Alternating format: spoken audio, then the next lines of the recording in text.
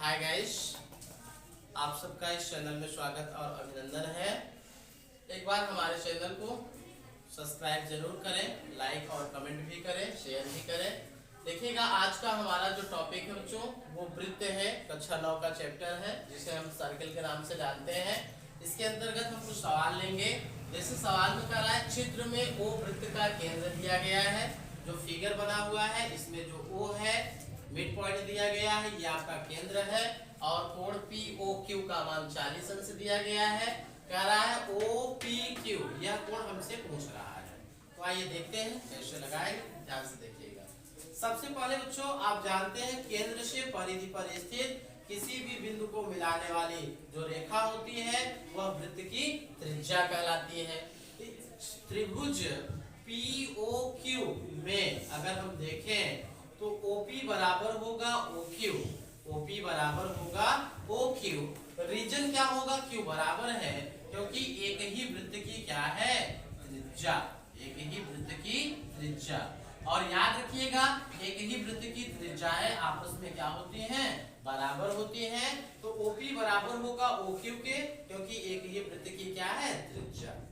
और ये हमारा प्रमेय है कि बराबर भुजाओं के सबों कोण आपस में बराबर होते हैं। अगर भुजा OP देखें, जिसके सामने का कोण ये होगा OQP, यहाँ लिख देंगे OQP।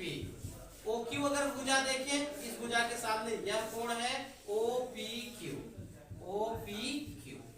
ये से हम सभी का नंबर 1 मानकर छोड़ देते हैं। हम जानते हैं, चूंकि त्रिभुज के तीनों अंतः कोणों का योगफल 180 अंश होता है। ये हमारा प्रमेय है बच्चों, इसको हमने सिद्ध भी कराया है। त्रिभुज के तीनों अंतः कोणों का योगफल कितना होता है? 180 अंश होता है।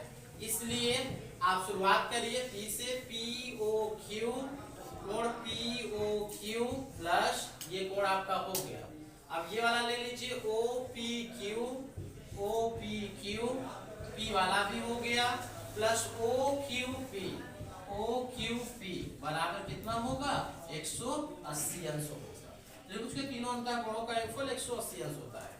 POQ का मान ऑलरेडी सवाल में दिया है। POQ कितना दिया गया है? 40, यहाँ क्वेश्चन में दिया गया है। इसकी वैल्यू 40 पुट कर दीजिएगा। प्लस हमें निकालना क्या है? OPQ निकालना है। OPQ को हम डिस्टर्ब नहीं करेंगे, क्योंकि इसी का मान हमसे पूछ रहा है, ये लिखा रहेगा। प्लस OQP, देखिए OQP बराबर किसके है? OPQ के। इसके स्थान पर इसको लिख दीजिएगा OPQ बराबर 180 अंश। हम इसके स्थान पर इसको यूज किए, यहाँ लिख देंगे समीकरण 1 से, ताकि बातें समझ में आए कि आया कहाँ से? समीकरण 1 से। 40 को उस तरफ भेज दीजिएगा, यहाँ 1 मानिएगा, 1 यहाँ मानिएगा, 1 2 हो जाएगा। कोण OPQ बराबर 180 माइनस क्या होगा? 40 हो जाएगा। या 2 कोण OPQ बराबर घटा दीजिए, कितना आ जाएगा? 140। 80 में से 40 घट जाएगा, 140। 2 को भाग में भेज दीजिएगा, तो यहाँ से आ जाएगा OPQ बराबर 140 बटा कितना हो जाएगा? 2। ये तो हमारा भाग में गया। 2 से काट देंगे तो कितनी बार जाएगा? 70 बार जाएगा। कोण OPQ बराबर कितना आ गया? 70।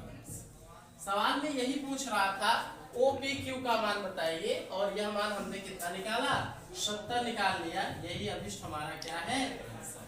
आपको बताना चाहेंगे, जितना यह कोण होगा, अगर ये 70 आया तो ये भी कोण कितना होगा? 70 ही होगा। क्यों होगा? क्योंकि OP बराबर है किसके? OQ के, और रीजन है एक ही वृत्त की त्रिज्या है। अब यह क्वेश्चन हमने सही लगाया या नहीं? मान लीजिए बोर्ड एग्जाम में यही क्वेश्चन आता है और आप लगाते हैं, तो वहां उत्तर की जांच भी हम कर सकते हैं। अगर यह 70 आया और यह 40 दिया है, हम कह रहे हैं ये भी 70 होगा, क्योंकि ये दोनों भुजाएं बराबर है, वृत्त की त्रिज्या है। तो 70 70 और 40 जोड़ लीजिए, तो 70 70 जोड़ेंगे 140 आएगा, में 40 जोड़ेंगे तो 180 आएगा। इसका मतलब हमारा जो आंसर आया है वह क्या है? ठीक है।